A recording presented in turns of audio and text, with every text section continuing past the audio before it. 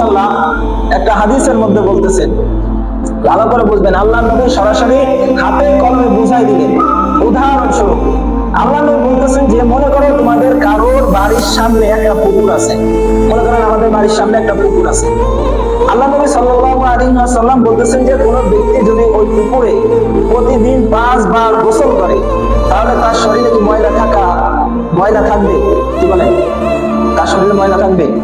সাহাবারা বললেন যে আল্লাহর রাসূল 5 বার গোসল করলে তার শরীরে ময়লাই থাকার কথা না।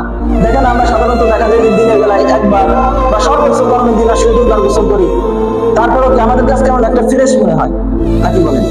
ফ্রেশ মনে হয় না একবার গোসল করলে? আল্লাহ নবী বলতেছেন যে কেউ যদি 5 বার গোসল করে তাহলে তার শরীরে কি কোনো ময়লা থাকতে পারে? সাহাবারা বললেন যে না আল্লাহর রাসূল, তাদের শরীরে কোনো ময়লা থাকতে পারে না। তখন আল্লাহ নবী সাল্লাল্লাহু আলাইহি ওয়াসাল্লাম বললেন, আরে নামাজের উদাহরণ হচ্ছে এরকম যে ব্যক্তি 5 ওয়াক্ত নামাজ পড়লে তার শরীরে এরকম কোনো ময়লা থাকতে পারে না, কোনো গুনাহ থাকতে পারে না।